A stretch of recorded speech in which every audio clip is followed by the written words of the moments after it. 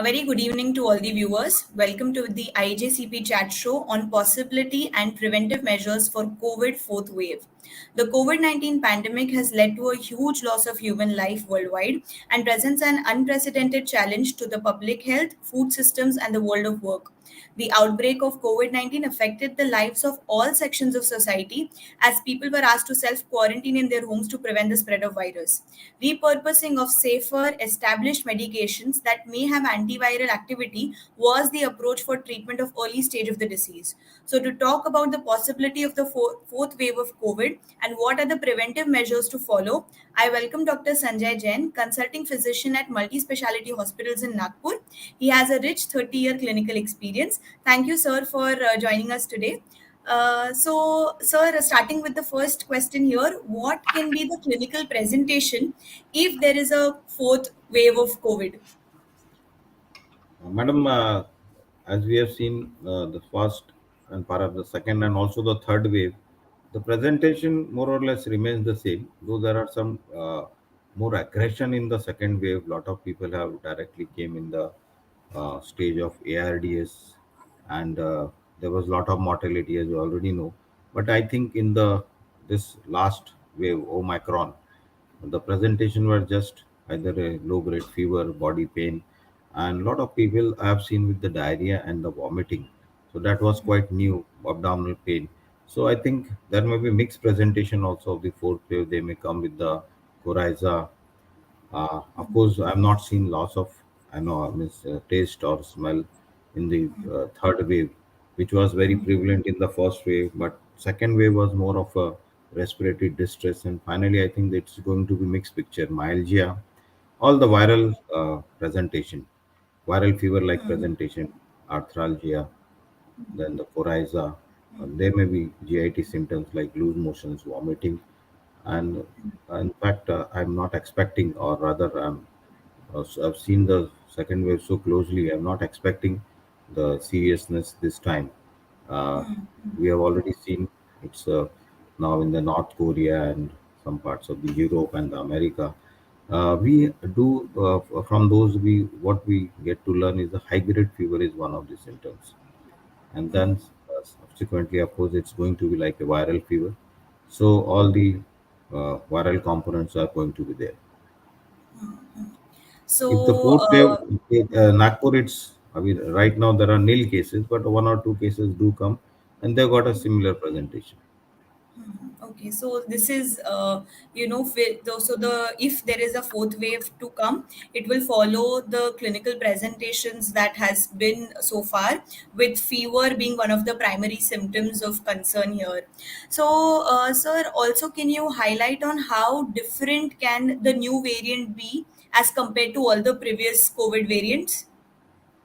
Madam, what I can tell you from my personal experience, the first wave had taken a toll of lot of elderly people, but it was not very high mortality. But second wave surprisingly has taken a toll of lot of younger generation, 30 to 60 or 25 to 60. And in fact, the predominant symptoms were there was a respiratory origin, lot of interstitial lung disease progression, then finally the ARDS like picture, and finally the outcome was bad. So and then came the Omicron, which was it doesn't have not gone beyond the larynx to the lungs. So it was basically upper respiratory or the GIT symptoms in the Omicron. So I will be, I think if there is a conglomeration of the Omicron and Delta, that is Delta Micron, the symptoms may be combination of both URTI as well as the LRTI. And of course, I still hope that there should be not be much of the respiratory distress in the fourth wave, as we have gathered from the other parts of the country. Most of the patients are manageable at home.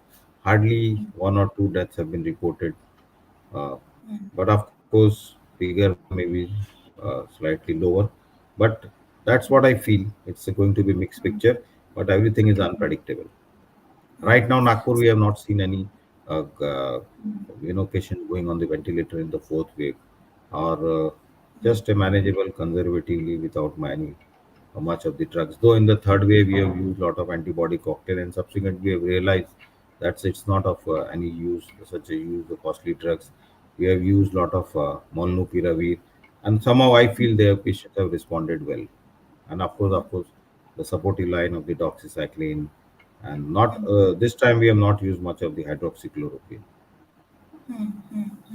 So, sir, this is actually a great news that currently there are no cases in Nagpur, and even if they are treated at home. And so here, sir, you also mentioned about first wave affecting the elderly and second wave affecting the middle age.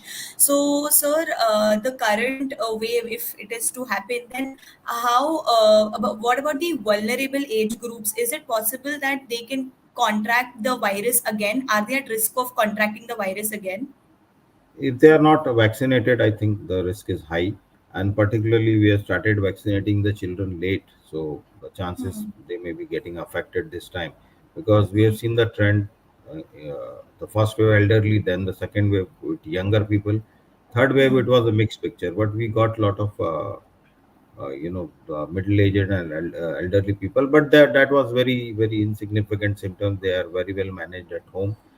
But children's, though I'm not a pediatrician, but I've seen, I've learned from our pediatric colleagues, they are getting affected, but they are doing otherwise well with a very symptomatic treatment. The only issue is that now we started vaccinating, so they maybe get that preventive field from, or the preventive, the prevention from the vaccination, and they may get. So there is no rise in the symptoms, or most of the time they are maybe asymptomatic, but there is no mortality I've reported as far as the children are concerned.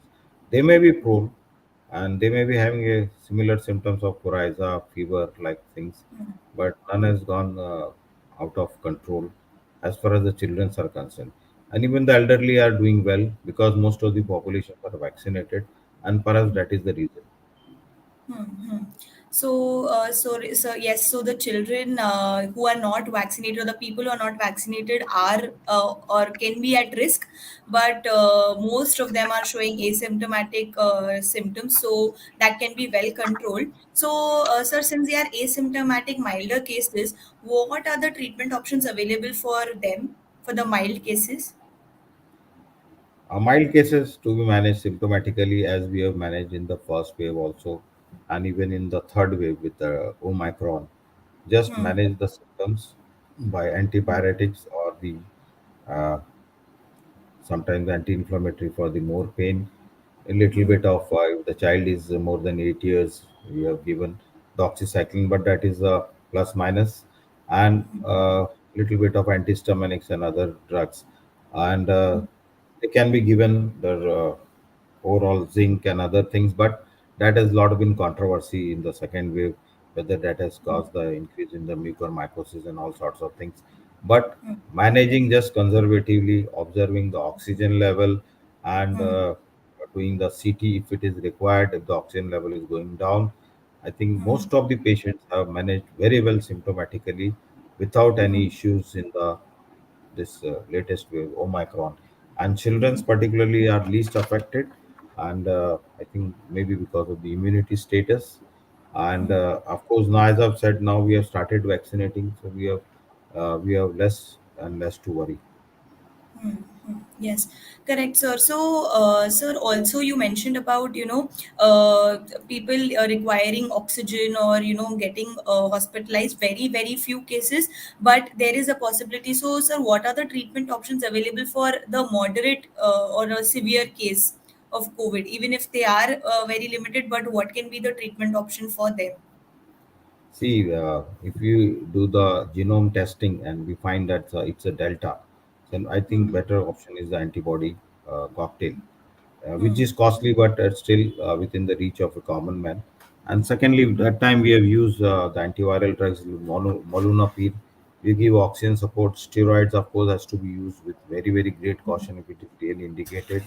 But there is no role at that time. Also, that was very controversial to use the drugs like tocilizumab and other drugs, which has suppressed the immunity along with the steroids and has caused the severe rise in the fungal infection. So my message is, If there is a Hmm. need of oxygen, give oxygen. If there is a need of BiPAP, put up them on the BiPAP ventilators.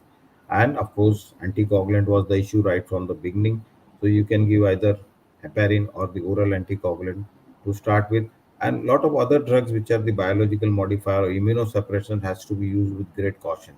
And we can have a antibiotic which has got a dual effect on the bacteria, viral like doxycycline can be used, and we have used extensively. So antiviral drugs like antibody cocktail or molnupiravir, and of course earlier we have used lot of favipiravir, but there is always a controversy. Nobody knows what is exact. But we have used, people have responded, some people have not responded. So this is the line of treatment. It is going to be mostly symptomatic. We have to concentrate on oxygen. We can use the antifibrotic drugs like nintedanib and the other one, but they are all under the controversy. So my message is very clear: treat them symptomatically, if at all needed. But most of the time, you see that their oxygen level should be in a good range without any discomfort, and that's how we are going to manage along with the anticoagulants. So these two basic drugs have been approved throughout. Steroid is controversial, antivirals are controversial, and this immunosuppressants are still controversial, and they may have played the havoc during the second wave. So, very clear, and the message given by Sir here is that in the coming wave, or if there is a possibility of the coming wave, symptomatic treatment is what is required to be done, and also maintaining the oxygen levels is important. So, the two criterias that Sir has mentioned here. So, Sir, also, if there is the new variant, can it lead to serious complications? If oxygen level is not maintained, or can it lead to Yes, any yes. severe complications? See, the main complications what we have seen in the COVID is the, the interstitial lung involvement and the hypoxemia, and subsequently patient needs ventilator, prolonged ventilations, and ventilator related complications. Subsequently, it is affecting all of the other organs of the body. But we have seen also the intracerebral hemorrhage and other things during that time, or intracerebral thrombosis. Cerebral hemorrhage is because of the heparin which we have used extensively, but we do get the patient of thrombosis. But this time, the main concern is only the respiratory tract. If at all the complications we are expecting in the respiratory tract. But what I have seen during the that time, the patient was very well maintained on the ventilator, oxygenation is well maintained, suddenly there is a bradycardia. So there was a uh, thought there was an element of myocarditis which is killing these young people suddenly. So we have to be careful from all point of view. And there is a upsurge in the blood sugar. There is a hyperglycemia because of the pancreatic injury of the due to the virus affecting the head of the pancreas, pancreatitis and other things. So rise in the sugar, control of the diabetes is important, and then subsequently all other infection. But we have to be wary with the immunosuppressants, steroids. So main issue we have to see is in the lungs only, and that is a whole. If you support the lung throughout, we have seen the patients who were ventilator, BiPAP ventilators particularly, on a very long time, 40 days, and then they came out, and subsequently over a 6 months time, the lungs are also become cleared, they became off the oxygen, but it was taking long time. So you need to have a patience, you need to have finances, you need to have a lot of logistics. So, if there is complications, then it will be more of respiratory related complications, and supporting the lung is important here. So, sir, you mentioned about that it takes a lot of time for recovery to take place, and everybody needs to be patient about it. So, sir, what is long COVID, and can it affect children? So this is what I'm talking is a long COVID, the complication which extends over a years or months. And what I've seen is our experience is up to 2 years. And what we have learned in the experiences from the second wave of the COVID, the patient taking treatment up to 6 months, and this is what is long COVID. And childrens are not, they are also prone for this kind of complications. So we cannot make them they are though the children's populations were affected very less, but as I've said, the it has percolated from the O. elderly person to the young. So children are more prone this time. But surprisingly and very, it was good to see that not much of the people were affected, and we have started vaccination much early, and that must have been the protective force. So long COVID can affect children, but because of the immunization and various preventive measures being taken into consideration, children are very much, even if they are prone to it, luckily there has not been seen a lot of long COVID cases in children. Yes, So, yes. sir, here also what we would like to know is that, are antibiotics effective in treating the new coronavirus? Will antibiotics play a role? See, madam, basically antibiotics are only for the bacteria. But what is happening in the COVID time, uh, the bacteria, this because of the overwhelming bacterial infection, there is a superimposed bacterial infection also, which is in fact responsible for most of the morbidity. Viral is taking the toll, and because of the disruption of the barrier, they are exposed to the bacterial infections. So we need to cover with the antibiotic, and there are certain antibiotics like doxycycline, which has got antiviral effect also, and they got immunomodulatory effect also, as well as anti-inflammatory. So that can be given as a supportive line, because there is always underlying fear once the defense mechanism is disturbed because of the virus invasion. So we are very prone for the, and so many lines are already inserted in the patients to for the fluids, for the, sometimes we need to have to intubate. Of course, those patients who are intubated, they have not done well. I've seen only one or two patients in where the hospital I'm admitting was has survived the post ventilation. So, but they do, they have definitely have a role. Even if the one patient survives, it makes a lot of difference to the family. So whenever it was needed, we ventilated even invasively, but we tried to keep as non-invasive as possible for the fear of the secondary infection. So antibiotic as a uh, if you say antibiotic, it has no role. But antibiotic which has got antiviral effects, just initially a lot of azithromycin was given to for the immunomodulatory purpose, but then it was subsequently withdrawn. But doxycycline continued because of its multiple actions: antiviral, anti-parasitamic action against the malaria, anti, even in the dengue it was given for the same purpose, and so many mechanisms have been described along with the doxycycline. So it was continued, and people have derived benefits out of it. And at least, madam, we have no definite treatment line still for the COVID. So it's all empirical. So we have to rely on the small benefit patient is can should pass on to the patient. So yes, sir. As mentioned, highlighting the fact that antibiotics, in principle, does not really play any role. But if there is a superimposed bacterial infection, it definitely plays a role. And also, antibiotics with multiple other properties, like doxycycline has, like sir mentioned about antiviral, immunomodulatory effects. It does play a superior role in limiting the disease progression. So Yes. here, sir, do you would you like to also highlight on the antiviral effects of doxycycline, since you mentioned the various properties of doxycycline? What are these antiviral effects of doxycycline which is helpful in COVID? So there are multiple mechanisms. So it may be slightly complicated. It inhibits the MMP. First of all, this likely prevent the viral entry into the cells and effectively attenuate the viral induced ARDS.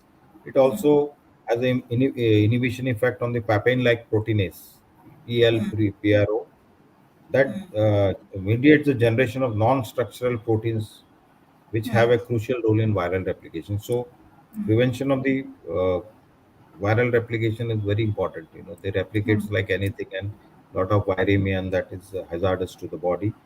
And there were a lot of role of zinc that was described earlier. So many people are given high doses of the zinc, high doses of the vitamin C as the antioxidants, as the immunomodulator. So what doxycycline has done is it acts as an ionophore that increases the zinc intracellular concentration, which has a role in suppressing viral replication. It also has an anti-inflammatory property by suppressing the IL-6. You know, IL-6 has a great role at that time. Cytokine storms. 3 4 day once the viral replication shuts down. Once you kill the virus, then the second week, on fifth or day onwards or 7th day onwards, you get a severe cytokine storms, and that was difficult to save the life of the patient. There, the lot of tocilizumab was used, whether it was help the patient or not. Bevacizumab, tocilizumab, TF-citinib, and baricitinib, they've used, but they have suppressed the. Logically, they should be used at that time, but nothing act, and so many steps have been taken. A lot of patients have lost their life, severe ARDS, patient become unstable, lot of drop in the BP, multiple supports of the inotropes, and finally they succumb to the injury. I have seen the patients going up to 100% of the lung involvement, 25 by 25 score, and we kept on ventilating, but then there was no scope, and finally lungs become like rigid. So here the anti-inflammatory property of the doxycycline may have some effect. So we don't know, but then this was the drug in our hand. Nothing was final in the COVID time. So there was this was even they have got a effect on the antiretroviral has antiretroviral effect also. So we have seen in the we are using regularly in the dengue fever or dengue fever. So that was the thing, and zinc has a controversial role, but we still were giving because, and then the role came the zinc also causes increase in the mucormycosis. So many confusion was there, but ultimately, by God grace, everything settled down. Still, we are not very sure about what is going to happen in the fourth wave and what is going to be the uh, the future for India. But outside, there was not much of mortality reported. So some vague reports are coming from China, but not much of mortality reported. Because still, I'm in touch with one of my patient in states. They are managing at home. High grade fever, COVID positive. They are managing at home. So no, and that time, year back or two, there was no place to admit the patient. They were dying on the lobbies. So I think we are still not able to contain the disease during that time. Let's hope the vaccination improves the morbidity and mortality. Yes, so sir, multiple, as you know, for the viewers, it is multiple, sir, highlighted on the multiple mechanisms of doxycycline and its antiviral effects, and especially, in dengue and malaria and all now in COVID. So it has shown multiple benefits that way. Sir, you mentioned about, IL-6 also. So any other anti-inflammatory effects of doxycycline that you would want to highlight? Yes, yes. It also suppresses the TNF, human necrosis factor also. That is one thing. And also, it has been seen that ACE receptors was responsible for making the entry of virus into the cells. So there is another receptor called CD147 that could play a role in mediating SARS-CoV entry into the cells. So this is also suppressed by the doxycycline. So these are the various effects what I could see from the drugs. It is a cheap drug, and it has got a multiple antiviral effects, and of course it's a good antibiotic also. So it was used extensively, and people derived a lot of benefit out of it, and we have seen as our own level. So that was one thing. The IL-6, various other interleukins, and as well as the TNF alpha. Sir, you also mentioned about azithromycin being widely used, and then it wasn't. So, sir, what is the efficacy of doxycycline over commonly used antibiotics in COVID-19? So, as I've said earlier, the antibiotic is hardly any role unless there is a secondary infection. But doxy was used because of its antiviral, anti-inflammatory property, and that has perhaps has an edge over the other antibiotics. Even if you use the higher drug, third generation, fourth generation, or the marrow, the imipanans, the panams, but then it's hardly any role against the virus. So this has an edge over other antibiotic because of this uh, antiviral, anti-inflammatory effect, which was very important at that point of time. Even if you are using steroids, it has a multiple side effects, and perhaps that was the reason why there is an increased surge of the diabetes as well as the several secondary infection as well as the uh, fungal infection. So that was not been there with this antibiotic, and we all know the virus will take its own time, more than 2 weeks to settle down. So we need this drug as it is very important in replication in the early phase. So maybe you can use the doxycycline from 5 to 7 days from the onset of the symptoms. Of course, we need to individualize the therapy. We have to see whether the patient has other comorbid state, and subsequently we can revise our therapy. Nothing is final, but these drugs were commonly often used and has given good results. So one antiviral, one doxycycline, and of course the symptomatic managements, and of course we need to give the anticoagulants. So this was So, a part of the hmm, hmm, hmm. Yes.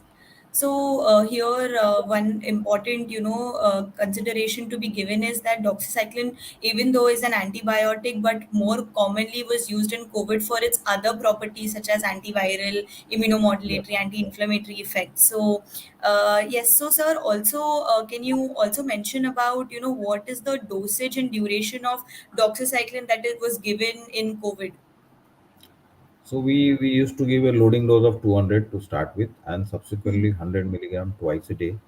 If patient is tolerating orally well, otherwise we are given IV doxycycline most of the time, and it should be continued at least for 5 to 7 days when the viral replication is very high.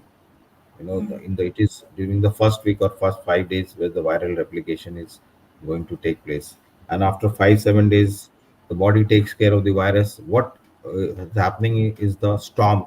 The next week is just the end product of the viral virus, which are killed by the body defense mechanism. They are released and they cause a lot of release of the cytokine, cause a lot of inflammatory reaction in the body. So first 5 to 7 days, I think, is a good duration for the doxycycline to be given. 200 to start with and 100 milligram BID. So, sir, since doxycycline has shown so much of positive results in COVID, can in your clinical practice, sir, have you also seen effect in other respiratory tract infections? Yes, yes, yes.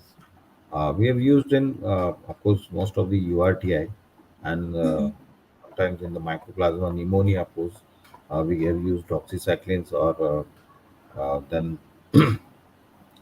this even in the dengue fever, we have used a lot of doxycycline. So it's a good antibiotic, but it's a bacteriostatic. So we have to see, we have to monitor the count of the patients as and when, and see the procalcitonin levels, and subsequently we have to adjust. So there is no final word in the how the infection behaves. If you get the sputum culture or the blood culture, we can always go ahead with the proper antibiotic. But to start with, this is where it is a cheap, good drug. It's affordable drug, and it's a broad spectrum. Most of the upper respiratory tract infections are the viral. So, and if there is even an element of secondary infection that is taken care by both doxycycline, but both the bacterial virals are taken care of. Okay, great, sir. Sir, we also, spoken about vaccination and about, children now getting vaccinated to prevent the, fourth wave. So, can you also highlight on what is the importance of getting vaccinated? How important is vaccination? See, what I feel, why the incidence of the virus is less in the Indian pop subcontinent is, first, in initial wave they got exposed, and in secondly, of course, it was a very deadly wave. But most of the people are exposed. I'll give you example of my hospital. In first wave, 22 people got exposed, including me. And second wave, we worked very closely to the patient, very intimately. We were intubating, we are doing everything. None of the staff got infected. That time, the first dose of the vaccine was already given. In fact, it is like a second dose because we have already infected once and we have developed that antibody. So I feel we are protected because of the vaccination, and everybody should get vaccinated. And as per the protocol, children also should take, and they should also go for the booster dose. We are protected, well protected. Our otherwise, you see the uh, situation in other countries where they have not been vaccinated, like North Korea. You see, the people are still getting COVID. We are working now like a normal hospital, situation. We are not afraid of COVID now. Of course, there is a fear lurking behind our or over our mind. So, what I still feel they should be. wearing the mask now. They should be avoiding when there is no need to go, and they should be with slight symptoms. They should be uh, taking care or doing the uh, going for the viral studies and get the things done, getting isolated and all things. But mask is, I think, should not be still. It should be worn for a longer time, maybe for a year or two. We should not be, you know, we should not be at ease at the moment, because fourth wave here is lurking. I was in Delhi few days ago. There were cases of nearly 300. So Bombay is reporting less, but I think because of the cross infection, or maybe a lot of people are vaccinated in our side. So, and why I'm finding most of the people are vaccinated. So things are better and better now. So we one must get vaccinated at all cost. So there is an importance to vaccination, and that vaccination will form a protective shield, over getting protection against the risk of contracting the virus again. So, sir, final message to the viewers. What is your final message? See, first of all, we should get well educated about the COVID. It is not gone yet. It may stay as an endemic throughout our life, but anytime they can go in a pandemic form. So we should be avoiding unnecessary crowding of the area. We should wear the mask always. We should follow all the COVID related precautions like washing hands. We should not eat, at a unspecified place which is not hygienic. Then we should get vaccinated at all cost and get the booster done. And we should see that all our nearby neighbors and all, they should be vaccinated. They should be educated well, and children also should get vaccinated. Vaccination and mask, I think, is the in thing. We should prevent ourselves. We should not lose our lower our guard as far as the COVID is concerned. We have seen the worst period during the second time. Lot of family has been destroyed by the second wave. Nobody could do anything. We have tried all our best, so we should not want the another wave to strike. We should not lower our guard. So at least wear mask and get vaccinated. Vaccination is government is helping like anything. Only thing we have to remove the myth from our mind. A lot of people say comes and patient comes after vaccination. I'm getting cough. I'm getting this. I'm getting. It is not because of the vaccination. You are alive because of the vaccination. So, of course, I am not saying it's 100%, but definitely it has changed the scenario of the country. Such a huge country with a thickly populated everywhere, so much crowd. We have to avoid the overcrowding. Now people are going to the hill station like anything. Overcrowding. That is, I think, we should be avoiding. Great, great, sir. So, great session. Thank you so much, sir, for sharing, wonderful information with all the viewers. I'm really sure that they've got the required information about the possibility of the fourth wave. And very important for the viewers to understand that COVID is here to stay, and it is going to be an endemic going forward. So, very important to wear masks, sanitization, and social distancing, and wearing mask and getting the vaccination and immunized as and when it's given directives given by the government, to follow the directives given by the government. So thank you so much, sir, for your time, and for sharing such wonderful insights and your experience as well. I am really it was a learning session for me also, so thank you so much for sharing the information that you did. Thank you. Thank you. Thank you. Can we leave now?